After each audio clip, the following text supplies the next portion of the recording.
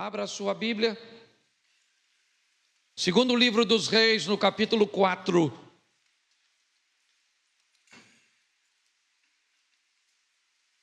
A história de duas mulheres estabelecem dois modelos de relacionamentos que pessoas resolvem manter com Deus.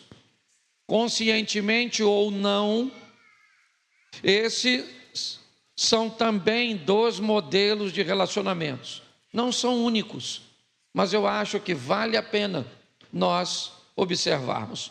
Eu vou ler bastante, tá certo? Mas eu vou falar pouquinho. Certa mulher, das mulheres dos discípulos dos profetas, clamou a Eliseu dizendo: meu marido, teu servo morreu, e tu sabes que ele temia ao Senhor. É chegado o credor para levar os meus 2 filhos para lhe serem escravos. Eliseu lhe perguntou: o que tinha de fazer? Dize-me o que tens em casa. Ela respondeu: tua serva não tem nada em casa, senão uma botija de azeite. Então disse ele: vai, pede emprestada vasilhas a todos os teus vizinhos, vasilhas vazias, não poucas. Então entra, fecha a porta sobre ti e sobre teus filhos, e deita o teu azeite em todas aquelas vasilhas. Põe à parte a que estiver cheia. Partiu, pois, dele e fechou a porta sobre si e sobre seus filhos. Estes lhe chegavam as vasilhas e ela as enchia. Cheias as vasilhas, disse ela a um dos filhos: chega-me aqui mais uma vasilha. Mas ele respondeu: não há mais vasilha nenhuma. E o azeite parou. Então foi ela e fez saber ao homem de Deus, e ele disse: vai, vende o azeite, paga a tua dívida, e vive tu e teus filhos, né? E tu e teus filhos vivei do resto. Certo dia passou Eliseu por Sunem, onde se achava uma mulher rica, a qual o constrangeu a comer pão. Daí todas as vezes que passava por lá, entrava para comer pão. Ela disse ao seu marido: vejo que este que passa por nós é santo homem de Deus. Façamos-lhes, pois, em cima um pequeno quarto, obra de pedreiro. Ponhamos neles uma cama, uma mesa, uma cadeira e um candeeiro. E quando ele vier à nossa casa, retirar-se-á para ali. Um dia, vindo ele para ali, retirou-se para o quarto e se deitou. Então disse ao seu moço Geazi: chama esta sunamita. Chamando a ele, ela pôs-se diante do profeta. Este dissera ao seu moço: dize-lhe, eis que tu nos tens tratado com muita abnegação, que há de fazer por ti? Haverá alguma coisa que se fale a teu favor ao rei ou ao comandante do exército? Ela respondeu: habito no meio do meu povo. Então disse o profeta: o que há de fazer por ela? Geazi respondeu: ora, ela não tem filho, e o seu marido é velho. Disse Eliseu: chama. Chamando-a ele, ela se pôs à porta. Disse o profeta: por este tempo, daqui a 1 ano, abraçarás um filho. Ela disse: não, meu senhor, homem de Deus, não mintas a tua serva. Somente até aí, que o texto é longo. Senhor nosso Deus e Pai, continue falando conosco e use-me como um canal de bênção nesta hora. Pelo poder do nome de Jesus, é o que eu te peço. Em nome de Jesus. Você pode dizer amém? Amém. Isso. Eu quero só fazer uma reflexão sobre esses 2 modelos de relacionamento que nós temos, por exemplo, nesse texto. Dá para entender que são 2 famílias de bem. Dá para entender que são pessoas sérias e comprometidas. São pessoas de fé, que quando têm suas necessidades, ou quando têm a sua vida, elas procuram se relacionar com Deus. O profeta vai representar hoje na minha aplicação Deus. As duas mulheres vão representar modelos de relacionamentos que pessoas resolvem manter com Deus. É importante notarmos que nesse texto não vamos ver a presença de Satanás. O texto fala apenas de pessoas que estão vivendo e decidindo viver suas vidas. Algumas talvez sejam mais responsáveis que outras, mas vai dar para notar que há fé e posicionamento nas duas. Do verso 1 ao verso 8, temos a história de uma mulher que acaba de perder o marido. Ao perder o seu marido, ele deixa para ela uma dívida cuja qual ela não tem como pagar. Quando ela olha, a forma de pagamento são seus filhos. Eles não vão ficar para sempre em posse dos credores. Depois de alguns anos, eles voltarão como a lei que eles estão inseridos. Mas, segundo as leis de Israel, uma viúva, ela depende de seus filhos. Assim que o marido morre, é a obrigação dos filhos cuidarem dela, e mais do que isso, ela vai ficar sozinha. O primeiro modelo me parece que especula a ideia de que precisamos entender que ninguém sabe o momento que vai partir. E que mesmo que não tenhamos total controle da vida nesta terra, é importante não brincarmos com o tempo nem com a gestão dos recursos que nos chegam à mão. Temos o cuidado para não criarmos uma estrutura para a nossa vida, para a nossa família, que se partirmos, vamos deixar sérios problemas. Essa é a história do primeiro homem. Quem ele é? Um servo de Deus. A própria mulher tenta identificar, ou identificá-lo a Eliseu. Meu marido era teu servo, e ele temia o Senhor, mas tinha problemas para administrar a sua vida. Estava apto para morar no céu, mas não estava apto para lidar com as demandas da vida. Ele parte e essa mulher fica com a dívida. O credor bate a casa dela e vai pegar os 2 filhos como forma de pagamento.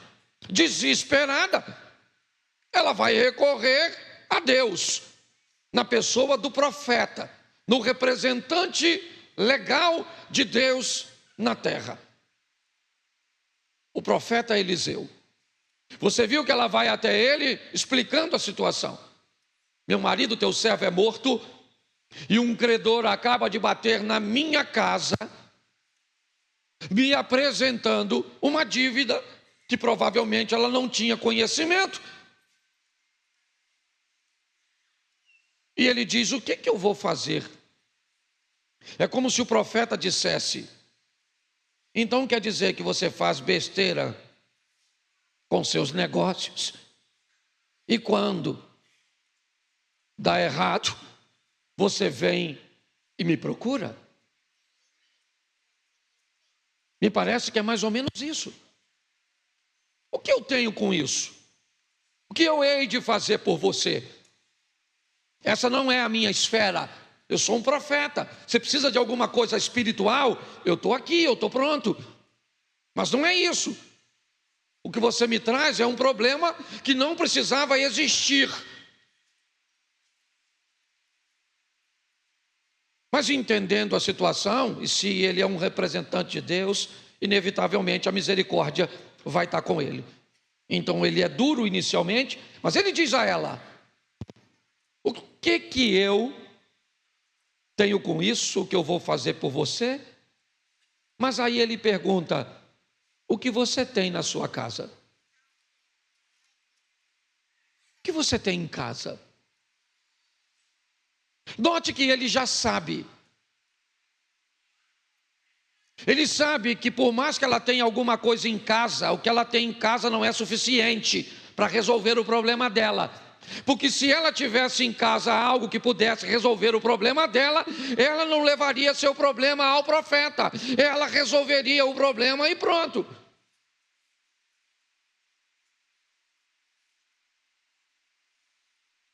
Quando Eliseu pergunta: o que é que você tem na tua casa?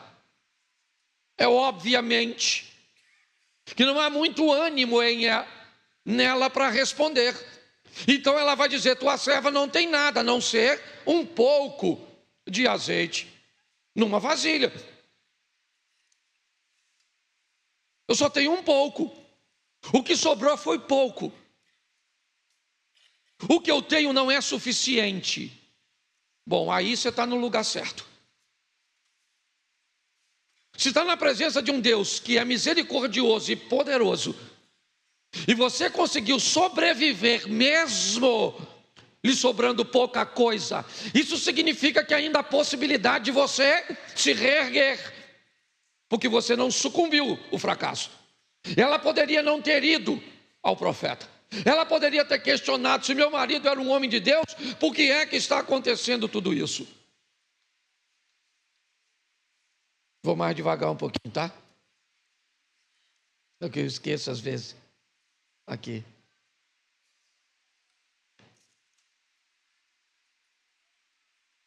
Ele diz: vamos começar a partir do que você tem. Vamos tratar de uma forma séria agora a sua vida. Então pare de olhar para seu ideal, porque ele não é sua realidade. Seria bom se ele fosse.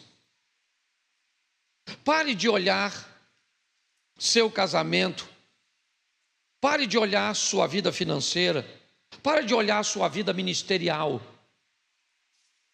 com uma visão meio que ilusória, fantasiosa. Vamos olhar o que você tem, o que te sobrou, dona. O que é? É um pouquinho de azeite? É só isso que tem? É isso? É pouco, é verdade. Mas vamos começar a partir do que você tem. Vamos pegar essa força que você trouxe consigo hoje para esse culto. Vamos pegar hoje, esse domingo, o início da semana. E vamos embora. Vamos lutar com o que você tem. Pega o que você tem. Pede vasilhas, recipientes emprestados. Pegue bastante. Entre na sua casa, você e seus filhos. Porque o que você precisa é para resolver o problema de vocês. Então é importante que vocês estejam envolvidos nisso, comprometidos com isso. Feche a porta e começa a colocar o azeite da vasilha que você tem nas outras vasilhas, e a que for enchendo, vai à parte. Está tudo certo? As vasilhas são todas cheias, como lemos. Acabou a vasilha, acabou o azeite, ele parou de jorrar. Ela vai até o profeta, explica que realmente algo milagroso aconteceu. E ela pergunta a ele: o que eu devo fazer agora? E agora? Parece estranho, não é? Como assim e agora? Se você precisa pagar a sua dívida e você agora tem o que fazer, não precisava perguntar? Precisava? Não. Mas presta atenção, nós temos um problema aqui, a mentalidade. Está assim de gente hoje, que se ganhasse 50 mil, multiplicaria esses 50 mil.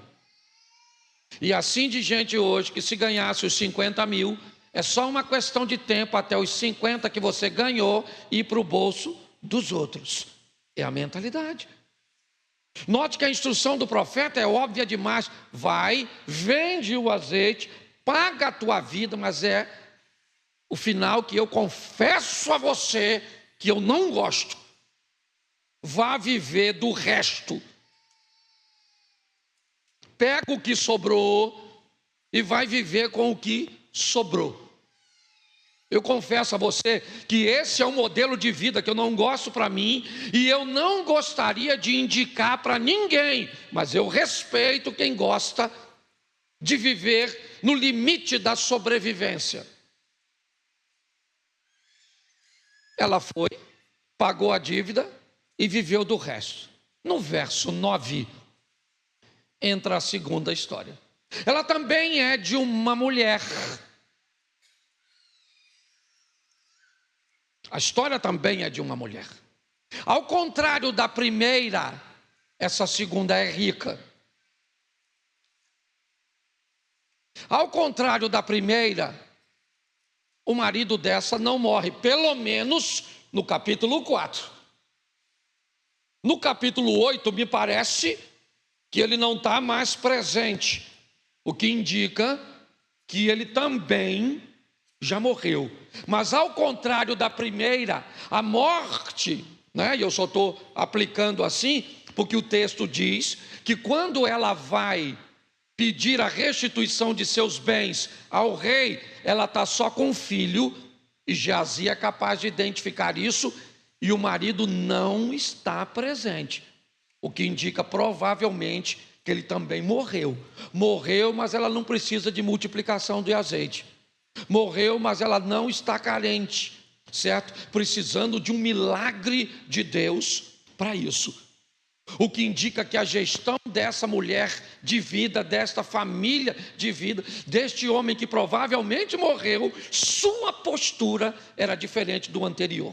Estamos todos na mesma igreja, estamos todos debaixo dos mesmos louvores, das mesmas oportunidades e da mesma palavra, mas não se engane, não vamos sair daqui com a mesma perspectiva do que vai acontecer.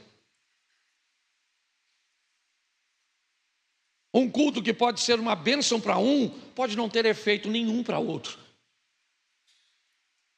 Alguém pode sair daqui maravilhado, dizendo, nossa, que culto sensacional. Outros podem dizer, falar assim, nossa, se eu soubesse, tinha ficado em casa. Falando da mesma coisa. Agora nós estamos vendo uma mulher. Verso 9. Eliseu vai passar por Sunem.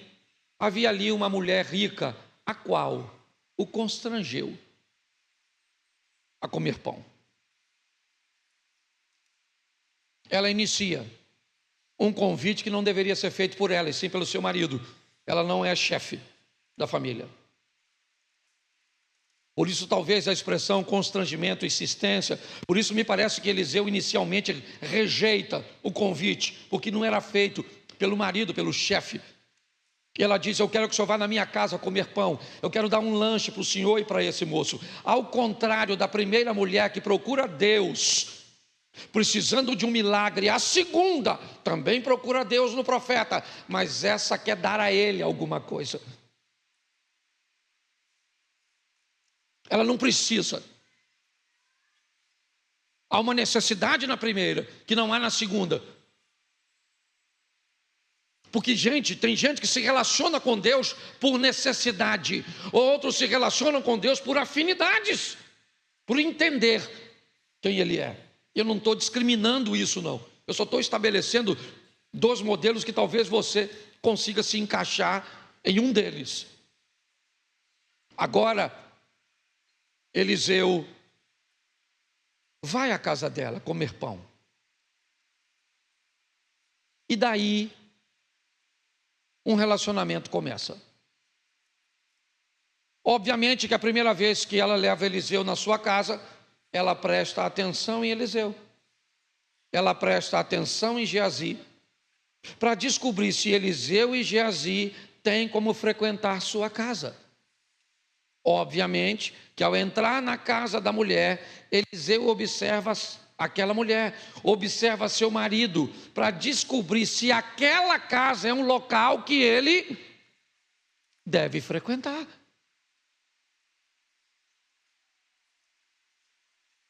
Você está entendendo como pessoas maduras constroem relacionamentos? Você me avalia, eu te avalio. Você avalia a igreja. Você avalia quem vai na sua casa, quem conta seus segredos, com quem você faz negócio. Que tipo de acesso você confere às pessoas acerca de você? Isso é relacionamento maduro.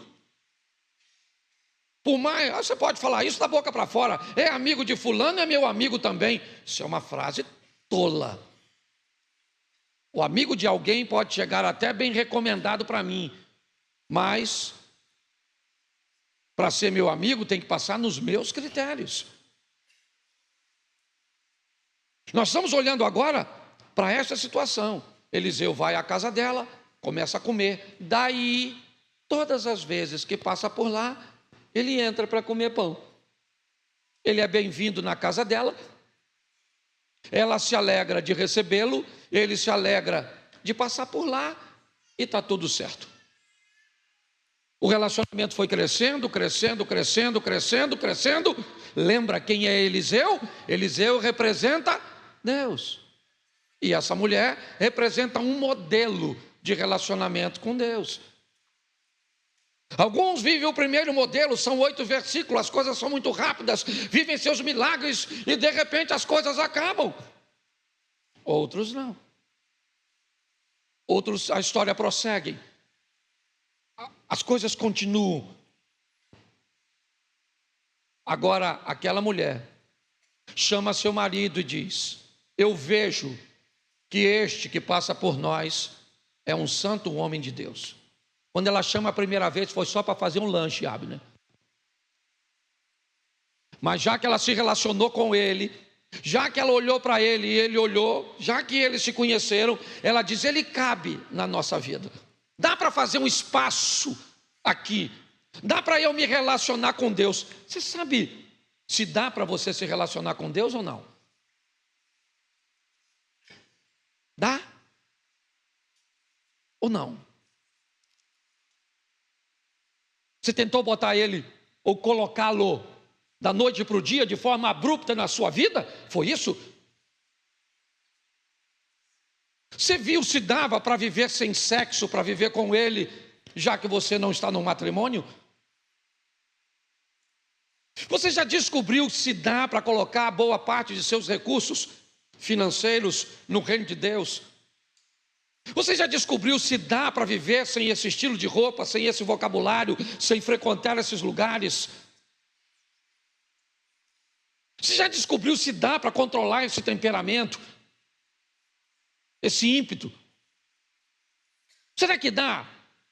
Ou será que você tentou colocá-lo dentro da sua vida, dentro da sua casa, sem descobrir primeiro, de uma forma um pouco mais segura, se esse relacionamento teria futuro? Porque foi assim que ela começou. Ao contrário da primeira mulher, Eliseu não vai à casa dela. Ela procura Eliseu, que dá uma orientação do que ela vai viver lá. A segunda mulher, certo? Diz o seguinte: vem para minha casa. Você está entendendo? A segunda mulher diz: olha, vamos lá para minha casa. Para quê? Para tomar um lanche primeiro. Vamos ver se dá para eu viver com o Senhor. Vamos ver se eu sou capaz de tirar os palavrões da minha boca. Vamos ver se eu sou capaz de me tornar realmente alguém digno da sua presença. O relacionamento foi crescendo, então a casa se estabeleceu. Agora Eliseu, todas as vezes que passa por lá, ele tem um lugar para ficar. E está tudo certo, as coisas vão seguindo. Até o momento em que ele quer retribuir. Ela não pediu nada. Ela não precisa de grana, não precisa de multiplicação de azeite, não precisa de pagar dívida, não precisa, não tem problema aqui conjugal, não tem nada. É um Deus que está na casa de alguém que não tem problema nenhum, a não ser o reconhecimento da misericórdia daquele, simplesmente. Mas como Deus não fica devendo nada para ninguém, ele olha a Geazi e diz, Eliseu disse, essa mulher nos serve, ela fez tanta coisa por nós, e ela foi muito clara, vejo que este que passa por nós é um santo homem de... Ela está entendendo que o que está em Eliseu é a presença de Deus. Agora, Eliseu diz a Geazi, chama ela aqui, minha senhora, o que a senhora precisa? Fala comigo, a senhora é tão boa, eu falo com o rei a seu respeito, eu tenho influência, tem alguma coisa aí de justiça que a senhora precisa? Fala comigo, eu falo com o comandante do exército, tem alguma pendência, tem alguma coisa que a senhora gostaria de resolver? Preste atenção, uma mulher precisa reivindicar uma justiça e a misericórdia de Deus para resolver para ela algo que seu marido fez de errado. A segunda não. Ela diz para ele, olha, eu estou no meio do meu povo, eu estou bem, fica tranquilo, não é isso, não tem a ver. Fica tranquilo. Virou as costas e foi embora. Mas Eliseu não se conformou. Ele disse, nós temos que fazer alguma coisa por ela. Você já imaginou um Deus que está procurando uma oportunidade de fazer algo por nós, sem nós pedirmos? Isso parece até teologia da prosperidade, mas não é não. Eu estou mostrando a você, ela está dizendo para ele, e eu não preciso de nada. E ele está dizendo, não é necessidade, minha senhora, é reciprocidade, é colheita. Geazi olhou e disse, ela não precisa de grana, mas tem um negócio que ela precisa que ela não tem. Ela não tem filho, profeta. Ela não tem filho, e o marido dela já está ruim. Já atravessou o cabo da boa esperança. É velho, ainda desqualificou. Eliseu falou, então chama a Dora, manda ela vir. Aí ela chegou, Eliseu disse, daqui 1 ano, hein? 1 ano eu volto aqui, a senhora tem 3 meses para cerol. E 1 ano a senhora vai... Ela falou assim, não, eu imagino, não sei se o marido está perto ou não, mas ela olhando, 3 meses é pouco. Não brinca, eu não pedi nada. Olha, a Bíblia diz algo preciosíssimo. Podemos manter um relacionamento com Deus de uma tal forma que Deus pode satisfazer o desejo do nosso... É um modelo, não é um único não, gente. Tá certo? Para você que vai criticar na internet, não é o único não. Tem outros modelos, mas também tem esse, que muitas pessoas conseguem utilizá-lo. Eu respeito, eu não tenho problema com isso. O problema vai começar quando você achar que o seu modelo tem que ser o meu modelo, porque eu consigo conviver com o seu. Entendeu? Eu consigo conviver o seu no monte, eu consigo conviver com o seu todas as madrugadas, eu consigo conviver. Mas quando você não consegue mais conviver com o modelo do outro, certo? Como ninguém diferente de você pode subsistir no seu mundo, porque você é uma pessoa que resolveu viver sozinho, porque todas as vezes que você não tolera alguém diferente de você, você vai para o Gênesis, não é bom que o homem esteja... Então, qualquer pessoa para se relacionar com você tem que ser uma extensão de você. ela tem que pensar como você, ela tem que gostar das mesmas coisas que você gosta, ela tem que fazer tudo o que você quer, porque você é um narcisista. Todas as vezes que chega alguém diferente de você, você tenta transformar ele em você. Tem que ser do seu, às vezes é involuntário, não é maldade. Isso é muito comum. Pessoas querem casar com a extensão de si mesmo para continuar sozinhos. Certo? Porque se chega alguém diferente de você, isso vai complicar. Mas vamos voltar para o texto. Aqui. Ela vai procurar o profeta. Quando ela está chegando, de longe, depois você lê que não dá tempo de eu ler tudo.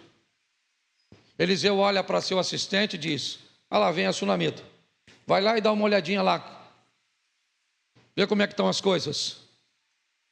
Ele vai até ela e diz para ela: como é que vai a senhora? Como é que vai seu marido, seu filho? Ela falou: vai tudo bem, está tudo certo. E ela continua caminhando na direção de Eliseu. Quando ela chega perto de Eliseu, ela se lança aos pés de Eliseu. E o assistente de Eliseu tenta tirá-la com muito carinho. E Eliseu disse: não tira, deixa ela ir, porque Deus não me mostrou o que está acontecendo. Deus não me revelou. Claro que não vai revelar. Não tem lógica. Para que Deus vai revelar algo, certo? Para com alguém que tem intimidade para falar. E Deus gosta de relacionamento. Deus não vai revelar. Então ela explica: eu estou com um garoto lá na minha casa, sabe aquele garoto? Ele morreu. Parece uma desgraça, não é? É uma desgraça no capítulo 4, mas não é no capítulo 8. No capítulo 8, aquilo que foi ruim no 4 é o que vai causar o resultado positivo no 8. Porque os planos de Deus não podem ser frustrados. Deus faz do jeito que quer, na hora que quer, e nós não entendemos.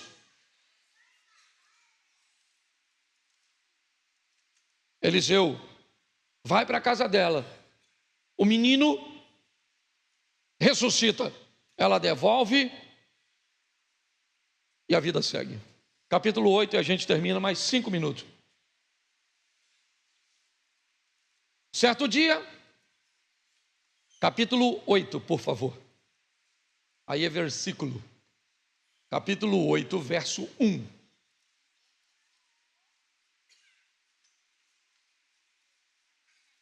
Falou Eliseu àquela mulher cujo filho restaurara a vida, dizendo: levanta-te e vai com os da tua casa e mora onde puderes, porque o Senhor chamou a fome, a qual virá sobre a terra por 7.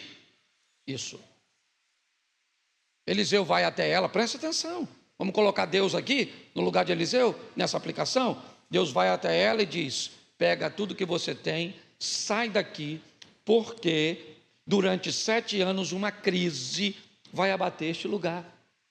Mas quem ela é, cara? Essa é uma informação que deveria ser dada ao rei para guardar seu reinado? Não. Quando você tem relacionamentos com Deus, Deus fala com você coisas minuciosas, te oferece informações preciosíssimas. Ela pega e vai embora. Vai morar, deixou sua casa, não tinha como levar, deixou tudo para trás. Verso 3. A cabo dos 7 anos, a mulher voltou da terra dos filisteus e saiu a clamar ao rei pela sua casa e pelas suas. Pela sua casa e pelas suas. Quando Eliseu quis dar algo à mulher, lembra o que ele disse? Há alguma coisa que eu posso falar por você ao rei ou ao comandante do... Sim ou não?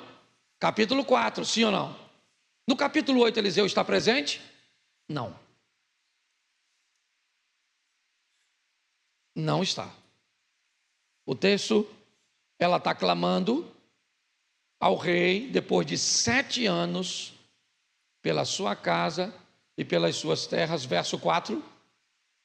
Ora, o rei falava a Geazi, moço do homem de Deus, dizendo: conta-me, peço, todas as grandes obras que Eliseu tem.